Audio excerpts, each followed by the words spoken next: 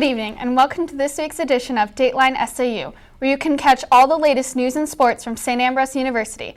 I'm Taylor Grinnell. And I'm Anton Wilkins. Every minute of every day, someone needs blood. That blood can only come from volunteer donors who make the choice to help others. St. Ambrose University held a blood drive on campus Tuesday, open to all students and faculty and staff. The Campus Activities Board, or CAB, held this event in hopes to get St. Ambrose students more involved with their communities and hopefully save lives. We have an aging donor pool, and so if we don't have high school and college and young adults donating, then eventually there isn't going to be anybody donating. Those wanting to donate blood need to be at least 16 years old, weigh at least 110 pounds, and be in general good health. After donors give blood, they are recommended to sit and stay a while, eat a snack, and have a drink so that the body can start to replace the blood. The blood donated at this event will be used to serve one of 80 local hospitals in Iowa, Illinois, Wisconsin, and Missouri. Many aspects of our life today seem to be making the transition to digital. SAUtv's Cody Keppen has a look at how local cable television can now be included on this list. If you flipped on your television last week and saw a notification message from Mediacom, you weren't alone. Due to a congressional mandate requiring all broadcasts to be converted from analog to digital, you will now need a digital converter box if you have an older TV. The reason we have the TV converters, or digital boxes as some people call them, is because Mediacom is switched over from cable TV to digital HD channel, digital cable. And so TVs that are older than 2007 don't have the HD channels on them. Not all students are quick to accept the change, however. When they sent them, they didn't come with any sort of instructions other than for the remotes, like how to set the new remote to it. And so I sat here for a really long time trying to figure out how to put it together, how to put the cables all together right. And eventually I just had to call somebody to put it together for me. Like it or not, our future will be a digital one, at least when it comes to TV.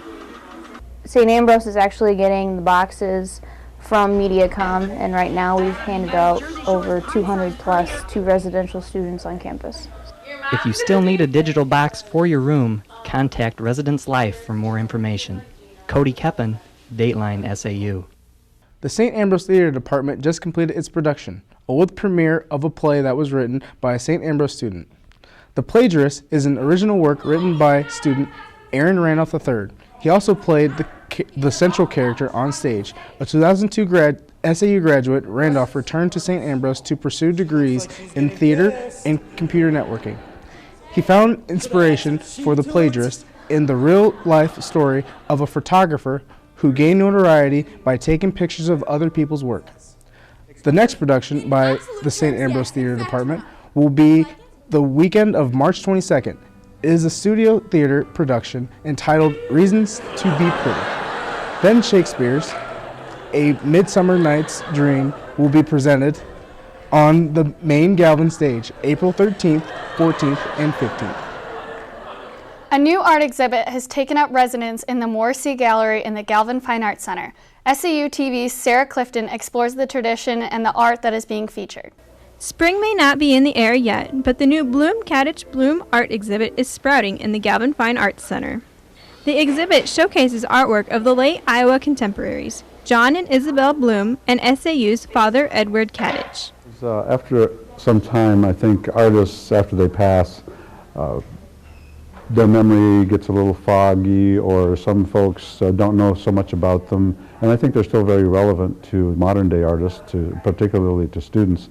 That's why it's important to have an exhibit of the three of them here, which, by the way, to my knowledge, this is the very first time that these three artists have ever shown together. Around 150 pieces of art in a variety of mediums are featured. Herrera had the idea for the show, Dave Lasasso had most of John Bloom's work, Donna Young had most of Isabel Bloom's artwork, and Heather Lovewell is in charge of the Cottage collection. It's a feast for the eyes to see. I think it's a great show that I'm hoping a lot of people in the community come to, because you're going to, you think you knew one of them or all three of them, there's things that you will learn. The majority of the work comes from the 1930s and 40s. The artists all worked in similar subject matter while not working together. I think it's fascinating that they were working in some similar themes. That's what I've tried to focus on. We're interested more in the circus now, I think, after that book, Water for Elephants, and the movie.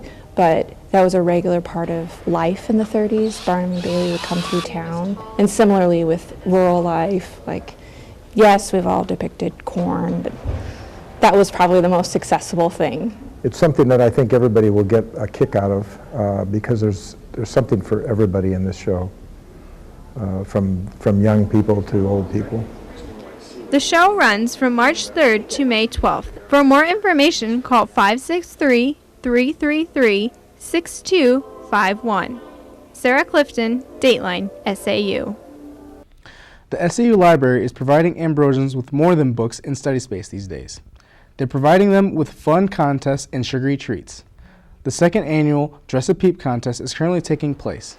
Anyone can dress a peep as their favorite actor or actress and bring the creation in for judging. Fun. I mean, who doesn't love a peep? You don't have to eat it. You can just decorate it. And it's just a creative outlet, maybe a good stress reliever for, students. They can just, like I said, have some fun with it, get creative, and you don't have to be a professional cake decorator or food designer or anything. You can just have fun with it. Peeps are available for anyone to pick up at the circulation desk. The contest runs through March 6th and winners will be announced on March 7th. The creation will continue to be on display as anyone can vote in the Peepless Choice Awards. Prizes include movie tickets and a movie-sized candy and popcorn. The library has seen great success with the past contests involving food and books. Hake said she believes people enjoy the juxtaposition of food and books. Several creative submissions have already come in. They include Mural Peep and Iron Peep. It was a busy week for St. Ambrose University sports. The St. Ambrose dance team takes regional honors as they now prepare for nationals. The men's basketball team is heading off to nationals as well, as multiple players receive conference accolades. Dateline SAU Tim McNicholas will be here with all the highlights and more coming up after this short break. Stay tuned. And Super Game, but he's going to take it coast to coast. KALA Davenport, the public radio station from St. Ambrose University, is proud to offer insightful programs from Public Radio International. On Mondays, be sure to catch the Tavis Smiley Show, an expanded view of news and newsmakers, with commentary you won't get anywhere else, keeping you informed wherever you may be. Just part of the new lineup at KALA Davenport, the public radio station from St. Ambrose University.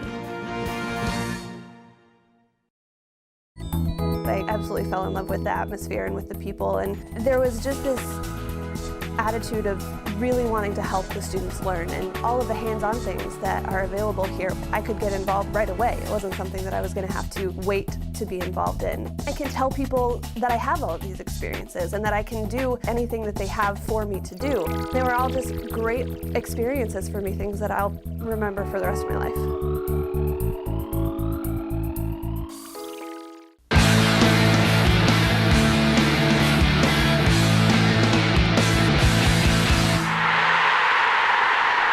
Tournament time for the St. Ambrose basketball teams. On the men's side, the Fighting Bees had already clinched a spot in the national tournament by winning the regular season conference title, but they were determined to take the MCC tournament crown as well. After winning its first round game over Iowa Wesleyan, it was Waldorf's turn to face the Bees. It started as a very fast-paced matchup as Mike Kennedy leads a fast break with the support and finish from Justin Blondell. Earlier in the game, both teams were trading baskets. Coach Ray directed his group to slow down and run some offense, and that is what they did. Here, Chris Donnelly finds Mike Kennedy slipping a screen for an easy layup. With the ball rotation from the Bees, Marquez Davis with the assist to Nick Frazier for a three-pointer. But a bit later, Frazier had a strong performance as he blows past the defender and finishes with an easy 2 points. The Bees begin to pull away from the Warriors with the give and go from Donnelly to Blondell for a layup. And it's Frazier putting the game out of reach with this three-pointer as the Bees extend their winning streak to 14.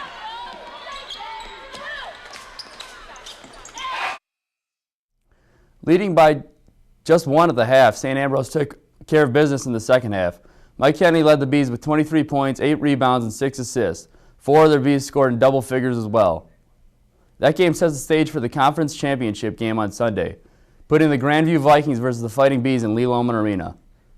The fans are enjoying a tight game early, with the two teams tied at 17, when the ball starts bouncing in favor of the Bees. Nick Frazier grabs the loose ball and rips this three to put the Bees in front by 6. Moments later, Justin Blundell is on the run. He splits the defense for the hoop and harm to push the lead to 9. Next, Chris Donnelly gets hit in the lane as he throws up a circus shot, and it falls in, and the lead is now 12. Later in the first half, Marquez Davis drives the lane, draws another foul, and gets the friendly roll, as the Bees score 23 unanswered points. The second half is more of the same. It's Donnelly with the steal and the exclamation point, and the Bees celebrate a dominating conference tournament win and cut down the nets in Lee Lohman Arena.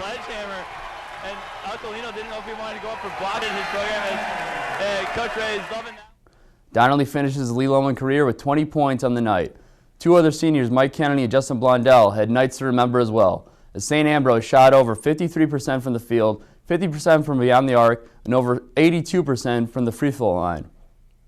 So this week, the Fighting Bees will travel to Branson, Missouri to compete in the NAIA Division II men's basketball tournament. SAUTV's Kyle Porter has a closer look at this year's Fighting Bee national tournament team.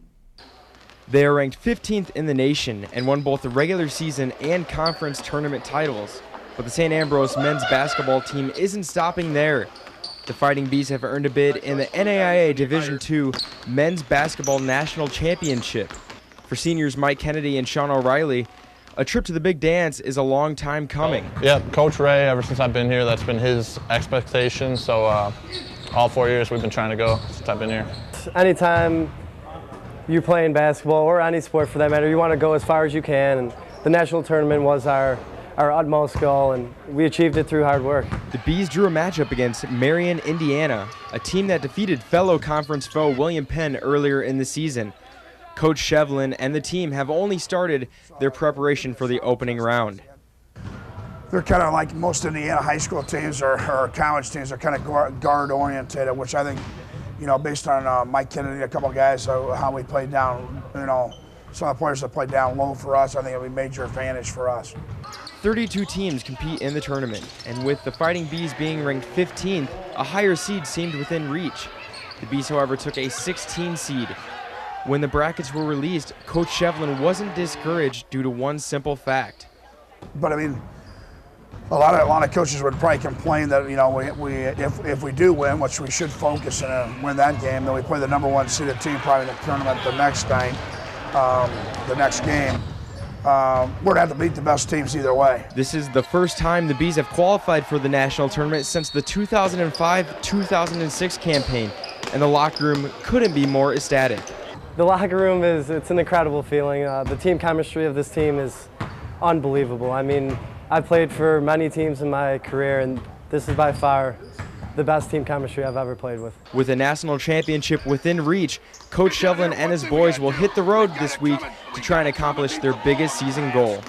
Kyle Porter, Dateline, SAU. The Fighting Bees raked in 3 awards from the conference last week. Mike Kennedy earned MCC Player of the Year for the 2nd straight season. Nicholas Frazier was named Newcomer of the Year, and the Coach of the Year award went to Ray Shevlin.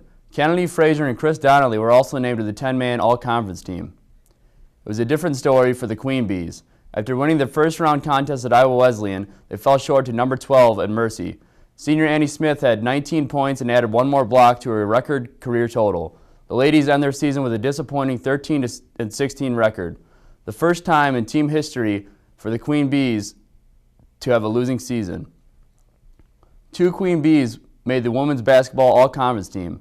Annie Smith and Samantha Saladino were named to the team by the Midwest Collegiate Conference. Smith is the school's all-time leading shot blocker, and Saladino averaged 12 points, 8 rebounds, and nearly a block shot per game to place her in the top 10 in the conference in all 3 categories. The SAU baseball team split a doubleheader at Missouri Baptist. The Fighting Bees won the first game 6-4, but lost the nightcap 2-1. They're looking forward to the Tucson Invitational in Arizona, a week-long event over spring break. Following a disappointing 10 and 29th season last year, the Queen Bee softball team is looking to turn things around this spring. The team is off to a 2-3 start with a pretty much entirely new team. We have great team chemistry. I mean, it's pretty amazing how good of chemistry we have because basically everyone's new. We have one returner from last year and everyone else is new to the program, either freshmen or junior college transfers. The St. Ambrose University dance team recently won first place at the 2012 NAIA Dance Regional Championships at William Penn University. 3 of the dancers were named All-American. SAUTV's Fabiola Orozco has a look. The SAU dance team won more than a trophy at the 2012 NAIA Dance Regional Championships. Before the big win, the team doubted themselves going into the competition. So excited. We had overcome some struggles. The 2 weeks leading up to it, we had a girl pull her hamstring, and then another girl sprain her ankle, and then another girl got mono. So I think we ended up redoing the formations in the dance like 2 times the week before regionals. So we were really nervous going in, and we have one really big competitor, which is Grandview University. And so we were really, really nervous, and when we were named first, we were so excited. There couldn't have been a better placing. And All-American was just like icing on the cake, so it was a great day. We'll be moving on to nationals in Daytona, Florida in mid-April. The team, however, is not worried about the results. According to the coach, they've earned something much more valuable. What it really is about to be on a team. I think they really pulled together and realized how much effort they needed to put in, and I think the results that they got out of that taught them a lesson about hard work. All of the girls see themselves as being more than teammates. The team is such an awesome feeling. With all the girls, we're all really close, and it's kind of like a little sisterly bond, I guess you could say. Like, they're my closest friends on campus, and it's a really awesome feeling to be a part of a winning team. The dancers are currently practicing for the competition. They want their success to prove critics that dance is a real sport. I think that that's crazy because, I mean, it's definitely not like the regular sport stereotype, but if you come and watch a practice of ours, we are working so hard and sweating like crazy, and we do more than half of the other sports that they do. The team will perform 2 routines from the regionals at nationals and compete against teams all over the United States. Fabiola Orozco, Dateline SAU. The St. Ambrose cheerleading squad will host a stunt-a-thon at Lee Loman Arena on March 31st. The event will raise money for the team's trip to Daytona Beach for nationals. The team will hold a raffle and sell t-shirts at the event. The stunt-a-thon will follow a cheer clinic that will go from 8:30 in the morning to noon. And that's it for sports. Tim McNicholas, Dateline SAU. Thanks, Tim, and that will do it for this week's edition of Dateline SAU. Be sure to join us every Friday and Monday evening at 6:30 for the latest news and sports from St. Ambrose University. With spring break right around the corner, we decided to ask Ambrosians about their plans. We will leave you with their responses. Thanks for watching. Good night. This spring break, I'm going to be helping out with a spring break camp called Davenport Junior Theater Spring Break Camp. It's a children's theater down the street, and I will pretty much be doing that the entire spring break. I plan on spending time with my family, seeing my girlfriend for once, and catching up on sleep because of all the activities that I'm in. My plans for spring break are basically staying in town, probably watching a cat and babysitting, and trying to convince my mother to take me somewhere special. This spring break, I'm going to Omaha to visit my brother and his new wife, and I hope we go to the zoo because I heard it's really great. I'm going to be going to David, Kentucky for spring break on a service trip.